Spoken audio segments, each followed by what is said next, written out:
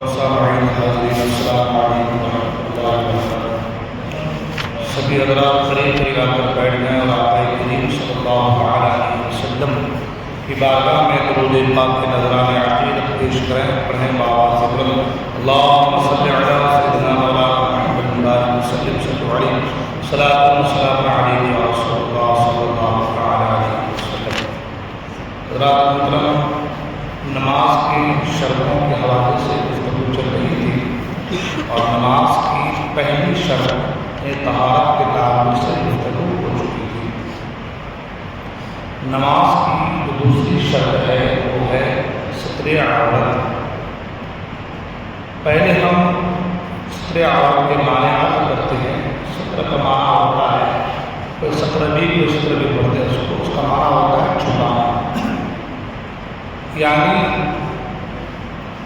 عورت اور مرد کے بدن کا وہ حصہ جس کو کھولنا معیوب ہے اس کو چھپانا لازمی ہے۔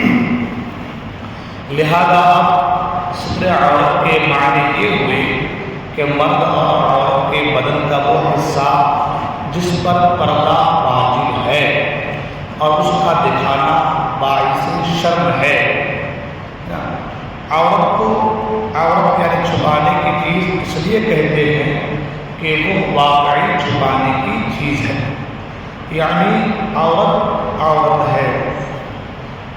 حدیث پاک میں امام ترمذی نے حضرت عبداللہ بن عباس رضی اللہ عنہ سے روایت کی کہ حضور نبی کریم صلی اللہ علیہ وسلم ارشاد فرماتے ہیں کہ عورت ہے یعنی چھپانے کی چیز ہے، جب نکلتی ہے تب شیطان اس کی طرف جھانکتا ہے۔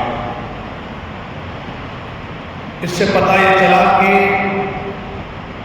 نماز یا غیر نماز اگر عورت چھپانے کی چیز ہے تو نماز میں جو ستر عورت ہے، اگر غیر نماز کو چھپانا ضروری ہے تو نماز میں اور زیادہ اس کو چھپانا ہے۔ بدن کا وہ حصہ جس کا چھپانا فرض ہے وہ حصہ نماز کی حالت میں چھپا ہوا ہونا شرط ہے۔ ستر عورت کے تعلق سے مسائل ہے کہ ستر عورت ہر حال میں واجب ہے، خواہ نماز میں ہو یا نہ ہو، تنہا ہو کسی کے سامنے، بلا کسی غرض صحیح کی تنہائی میں بھی کھولنا جائز نہیں۔ لوگوں کے سامنے یا نماز میں ستر عورت بالاجماع فرض ہے۔ اس سے پتہ چلا کہ ہر حال میں پردہ واجب ہے، چاہے وہ نماز میں ہو یا نہ ہو، تنہا ہو کسی کے سامنے بنائیے، تنہا بھی اگر ہو تو اس وقت بھی حکم یہ ہے کہ وہ پردہ ہی میں رہے، اور کسی کے سامنے بلا کسی غرض صحیح کے تنہائی میں بھی کھولنا جائز نہیں۔ اب مسئلہ یہ کہ اتنا باریک کپڑا کہ جس سے بدن چمکتا ہے وہ ستر کے لیے کافی نہیں ہے، اس لیے کہ اگر نماز پڑھی تو نماز نہ ہوگی، یعنی اتنا باریک کپڑا کہ جس سے بدن چمکتا ہے۔ مرد کے لیے ناف کے نیچے سے گھٹنوں کے نیچے تک کا بدن یہ عورت ہے۔ مرد کے لیے ناف کے نیچے سے گھٹنوں کے نیچے تک کا ہے نا، یہ پورا حصہ جو ہے یہ عورت ہے، یعنی اس کو چھپانا فرض ہے۔ ناف اس میں داخل نہیں ہے اور گھٹنے اس میں داخل ہیں، یعنی ناف جو ہے اس کے نیچے سے اور گھٹنے کے نیچے تک۔ مرد کے لیے اتنا پورا حصہ جو ہے یہ عورت ہے، یعنی اس کو چھپانا فرض ہے۔ عورت کے لیے سارا بدن عورت ہے، یعنی اس کو چھپانا فرض ہے، لیکن منہ کی ٹکلی یعنی چہرہ، دونوں ہاتھوں کی ہتھیلیاں اور دونوں پاؤں کے تلوے یہ عورت نہیں، یعنی بحالت نماز عورت کا چہرہ، دونوں ہتھیلیاں اور دونوں تلوے کھلے ہوں گے تو نماز ہو جائے گی۔ ہتھیلیاں، چہرے کی ٹکلی، جو چہرہ اس کی ٹکلی، اور دونوں پاؤں کے تلوے، ان کو چھوڑ کر پورا بدن چھپانا ضروری ہے۔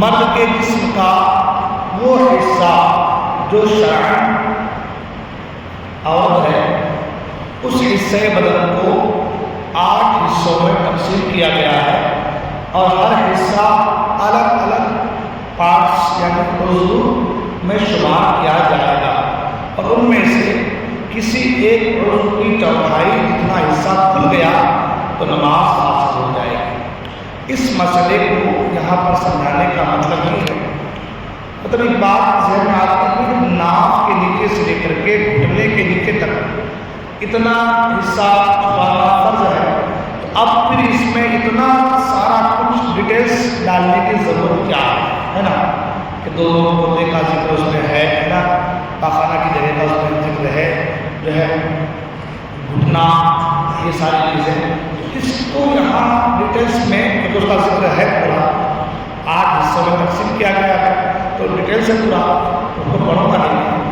تو اتنا سارا ڈیٹیلس دینے کی ضرورت کیا ہے؟ اس کی وجہ یہ ہے، خود اس میں فرماتے ہیں کہ جو یہ اس کا الگ الگ پارٹس دیا گیا ہے، وہ ایک پارٹس ایک عضو ہے، ایک عضو اگر اس کا چوتھائی حصہ بھی کھل جائے گا تو نماز فاسد ہو جائے گی۔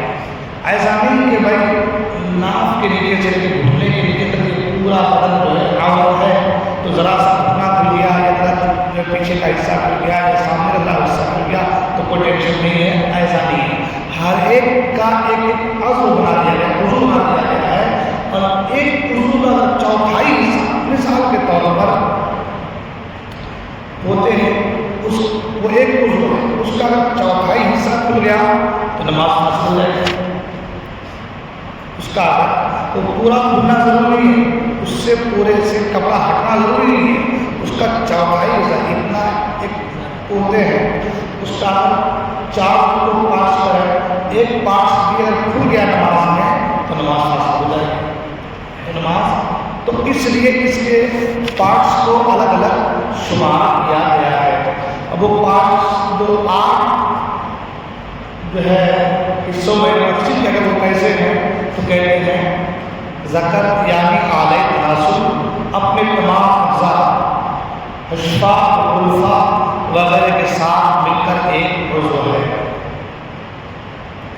دونوں خوشی یعنی فوتے کے پورے مل کر ایک عضو ہے، دبور یعنی پاخانہ کی جگہ ہر ایک سرین یعنی چوکڑ الگ عضو ہے، دونوں راہیں اپنی جڑ سے گھٹنے تک، گھٹنے کے نیچے تک الگ الگ عضو ہیں، ہر گھٹنا اپنی راہ کا تابع ہے، کمر بند کی جگہ یعنی ناف کے نیچے کے کنارے سے عضو تناسل کی جڑ تک اور اس کی سیٹ میں آگے پیچھے دونوں کروٹوں کے آگے سے مل کر یہ ایک عضو ہے۔ اس 8 پارٹس میں اس کو تقسیم کر دیا گیا ہے۔ اب یہاں پر ایک مسئلے کو سمجھتے ہیں، پھر سارے مسئلے کو حل ہو جائیں گے۔ لکھیں کہ کہتے ہیں کہ کمر بند کی جگہ یعنی ناف کے نیچے کے کنارے سے عضو تناسل کی جڑ تک اور اس کی سیدھ میں آگے پیچھے اور دونوں کروٹوں کے آگے سے مل کر یہ ایک عضو ہے، یعنی ناف کے نیچے سے لے کے جو پیشاب کی جگہ ہے وہاں تک آگے بھی دائیں بائیں بھی پیچھے بھی یہ ایک جو ہے کیا ہے، ایک عضو ہے، یہ کیا ہے، ایک عضو ہے۔ اب ہمارے نوجوان اکثر ایسی پینٹ پہنتے ہیں کہ جب وہ سجدے میں جاتے ہیں تو پیچھے کا پورا حصہ ہوگا کھل جاتا ہے۔ اب اس پورے پارٹس کو آپ 4 حصوں میں تقسیم کریں، 4 حصوں میں، مثال کے طور پر ایک ڈیکس ہے، پوری ایک پورا ایک پارٹس ہے، ایک پارٹس 2 پارٹس 3 پارٹس، اتنا پارٹس اگر نماز میں بھول گیا تو نماز فاسد ہو گئی، تو نماز فاسد ہو گئی۔ اب جو لوگ ایسی پینٹ پہن کے نماز پڑھتے ہیں کہ جب وہ سجدے میں جاتے ہیں تو بالکل پیچھے دبر تک پورا دکھتا ہے تو ان کی نماز فاسد ہو جائے گی نہیں۔ تو یہ جو اس کو 8 حصوں میں جو تقسیم کیا گیا ہے اس کا کارن یہ ہے کہ ہمیں ورنہ بھائی جب اس کو چھپانا ہے تو ناف سے لے کر کے گھٹنے کے لیے چھپا دے، ختم ہوئی بات۔ تو اگر کبھی کپڑا کسی کا کہیں سے ہٹ گیا تو یہ پورے کو ہم پورے کا چوتھائی نہیں کریں گے، پورے کا چوتھائی نہیں دیں گے، ورنہ پھر آدھا رات مل جائے گا تو بھی نماز اس کو ہو جائے گی، اور حضرت جس کی نظر چلے گی اس کی نماز ہو جائے گی، اس کا وضو رہے گا. ہاں وضو رہے گا، بالکل وضو رہے گا. وضو ٹوٹنے کی کچھ اور وجوہات رہتے ہیں، پیشاب ہے، بہانا ہے، یہ چیزیں ہیں، ان سے وضو نہیں ٹوٹتا، ان چیزوں سے وضو، لیکن ہاں اس کو اس طرف نظر نہیں کرنی چاہیے. ایک بار نظر چلی گئی ہے تو پھر اپنی نظر کو اپنے کنٹرول میں رکھیے، نظر بند نہیں کرنی چاہیے. تو یہ ان لوگوں کے لیے ہے جو لوگ ایسی پینٹ پہن کے نماز پڑھتے ہیں کہ اللہ کے بعد آپ نماز کے بعد ایسے ہی آج کل نماز کو اتنا ہلکا لوگوں نے بنا دیا ہے، کوئی کیسے بھی آ رہا ہے نماز پڑھ لے رہا ہے، بس اللہ معاف کرنے والا ہے. بے شک اللہ معاف کرنے والا ہے، اتنے مسائل کی ضرورت نہیں تھی. اگر ایسا ہی معاملہ رہتا، قربانی کیسے بھی تو اللہ معاف کرنے والا ہے، لا کے ایسی اڑا دو، مسائل کی ضرورت ہی نہیں تھی، ہے کہ نہیں؟ نماز کے لیے مسائل کی ضرورت ہی نہیں تھی، کوئی کیسے بھی آئے ٹانگے اوپر کر کے پڑھ لے، اللہ معاف کرنے والا ہے نا. ہر چیز کا ایک رولس اینڈ ریگولیشن ہوتا ہے. دنیاوی معاملات میں بھی آپ بغیر رولس کے نہیں چل سکتے. تو دینی معاملات جو کہ باریک ہے، تلوار سے زیادہ بال سے باریک ہے، ان معاملات میں رولس کیوں نہیں ہوں گے؟ ہاں، اس لیے یہ نہ کہیں لوگ کہ بھائی آپ کوئی کیسے بدل ہو جائے، نہیں. وہ کب ہوگی؟ جب وہ نا سمجھ ہے تب ہوگی، جب اس کو سمجھ نہیں ہے تب ہوگی کہ بھائی اس کو معلوم ہی نہیں ہے کچھ، خود بھی پڑھ لیتے ہے. بعض جگہوں میں اللہ نے خود فرمایا کہ وہ جس طریقے سے نام لے رہا ہے دے تو رہا، لیکن اس کا مطلب یہ نہیں کہ سیکھنا ضروری ہے. سیکھنا فرض کیوں قرار دیا ہے؟ اس وجہ سے قرار دیا ہے کہ اس کی اہمیت ہے، نماز کی ایک اہمیت ہے، نماز ایک مقام ہے. دین کا ہر مسئلہ اپنی جگہ ایک اہمیت رکھتا ہے نا. اس لیے یہ کچھ باتیں تھیں، انشاءاللہ ہم اس کو اور آگے بیان کرنے کی کوشش کریں گے. اللہ تعالیٰ ہم تمام کہنے سننے